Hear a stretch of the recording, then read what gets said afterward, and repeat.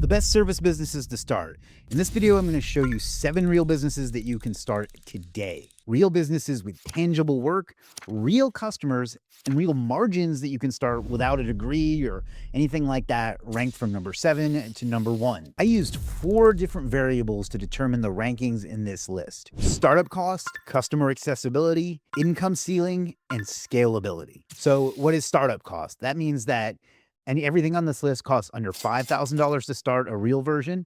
Anything more and the barrier knocks most people out, so I threw away any business like that. Next is customer accessibility. You should be able to land your first paying customer inside 30 days for free using the right moves. Income ceiling. A solo owner running honest numbers should clear $50,000 a year minimum. The high end matters too. If the business caps at 35, it didn't make the list. And then scalability. The business has to have a path from solo to multi-employee. If it traps you as the only person who can do the work forever, it's a job and not a business, and we don't want that. 7 businesses that follow all pass those 4 filters, and some pass them more than the others.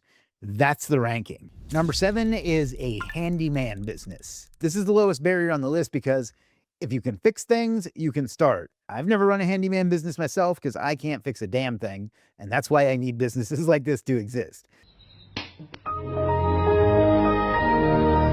You probably already have tools of your own. You probably have a truck or a van. You have a phone. That's all you need. And there are customers everywhere. There are people like me everywhere. Almost every house has things that need fixing and an owner who doesn't want, or in my case, doesn't know how to do it. Solo handyman businesses commonly net around $40,000 to $75,000 a year. The problem is, handyman work is hard to scale past solo. Every job is different. Every customer wants something specific, and finding employees who can do everything you can do is brutal. Most handymen stay solo forever, and that caps the income. But it made the list because the barrier is the lowest and the demand never stops. It's number 7 because the scalability is the weakest of the 7. Number 6 is junk removal. And by that, I mean things that people no longer need. I don't mean an operation. The barrier is higher than handyman because you need a truck. Ideally, you need a trailer, and you need the time and the back to move heavy things. These customers exist everywhere. Things like estate cleanouts, tenant move-outs, garage cleanouts, construction debris. The demand is constant. Junk removal can clear $60,000 to $120,000 solo, and the reason is the ticket size. A solo junk removal job often pays $300 to $800 and takes 2 to 4 hours to do. Now, the work is physical and gets heavier as you do more of it. You also need somewhere to dump what you haul, and without a dump account or a recycling network, your margins evaporate. But it still makes the list because the per job revenue is among the highest in the 7, and it's number 6 because the physical wear plus dump logistics keep it from being even higher. Coming in at number 5 is window cleaning. The barrier is among the lowest on this list. It's a few $100s in equipment to get you started. The work itself is repetitive and learnable in days, not in months. And the thing is, the customers are everywhere. Every house with windows, every storefront, every restaurant. Recurring revenue is the key here. Most customers want quarterly or twice a year cleaning, which means once you land them, they pay you again automatically. And that gives you an angle to kind of set it up as you're talking to them as well. Solo window cleaners commonly clear $50,000 to $90,000 a year. The high end comes from owners who lean into commercial accounts. Now, most window cleaners stay residential when commercial is where the real money is. Commercial contracts are larger, longer, and pay better per hour. Now, it makes this list because the barrier is low, the recurring revenue is strong, and the path from solo to multi-employee is clean. It's number 5 because the income ceiling, while it's solid, it's just not anywhere near the rest of the top of this list. Now, coming in at number 4 is car detailing. The barrier here is fairly moderate. A mobile setup runs about $1,500 to $3,000 in real startup costs. Not counting a vehicle, I assume that you already have one. If not, then it adds the cost of that on top of it.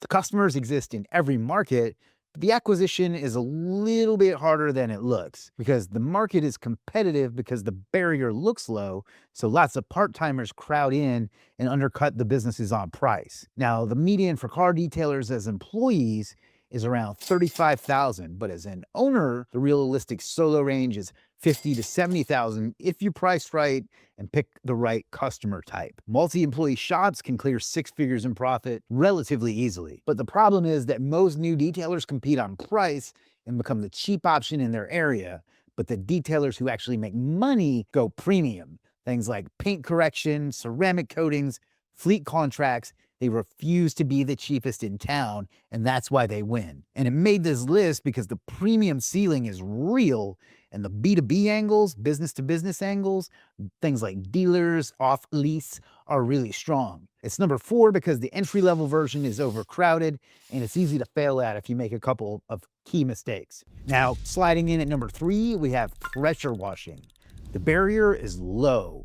About $1,500 in real startup gets you going, and the customers are everywhere. Driveways, sidewalks, houses, fleets, roofs, parking lots. The work is satisfying to watch happen, which means the marketing materials practically film themselves. Solo pressure washers commonly hit something like $50,000 to $100,000 a year. The high end comes from owners who add roof and soft washing. That work commands premium pricing, so the scalability is great. The thing is, pressure washing is seasonal in cold climate markets. If you're in the Northeast or the upper Midwest in the United States, you have 6 months of strong demand and 6 months of dead time. Owners in those markets pair pressure washing with things like snow removal or holiday lighting to keep the cash flow going.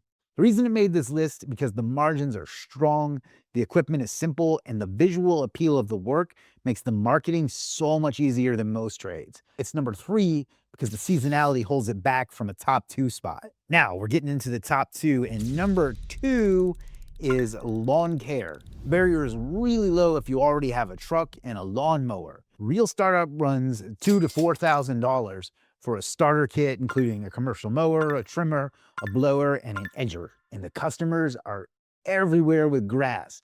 Every suburban neighborhood, every commercial property with landscaping. The model is naturally recurring too because the grass keeps growing. And once you land a customer, they pay you every week or every 2 weeks for the entire season. A solo lawn care owner clears $40,000 to $80,000 a year. And if you add fertilization, weed control, and landscaping, you can push the high end significantly. Lawn care is seasonal everywhere except the deep south. You have to plan year-round cash flow from a 6 to 9 month earning window. The ones who fail usually underprice in spring and run out of cash in the fall. Now, it makes this list because the recurring revenue is the cleanest of the 7, and the scalability from solo to multi-truck is well mapped. It's number 2 because the seasonality is just a real constraint that I couldn't ignore to put it in number 1 spot. So that does bring us to the number 1 spot, and that is residential cleaning. The barrier is the lowest on the entire list, under $1,000 in real startup. Equipment is supplies and a vacuum. There's no vehicle modifications, no special licensing in most states. There's really nothing to it, and the customers are everywhere. Every household with disposable income, every Airbnb, every small office. The total addressable market is the largest of the 7 by a significant margin. Solo cleaners netting $50,000 to $70,000 a year are common when they do the pricing right. Multi-employee residential cleaning companies can scale to multi-million-dollar annual revenue with normal effort. The market is competitive at the low end. People who price as the cheapest in town stay broke. People who position as a premium, trustworthy, reliable cleaner and charge accordingly build real businesses. It makes number 1 because it clears all 4 better than anything else on the list. Lowest startup, easiest customer to find, strongest income ceiling, best scalability from solo to multi-employee. I already have a playlist on this channel of videos on how to start and grow a cleaning business. Go check that out. It's great. It'll help you get started for real. Those are 7 real tangible businesses you can start this week with under $5,000. Land your first customer inside 30 days and clear $50,000 a year solo when you do it right. 3 things matter before you pick one though. First, picking the right business matters less than executing on whichever one you pick.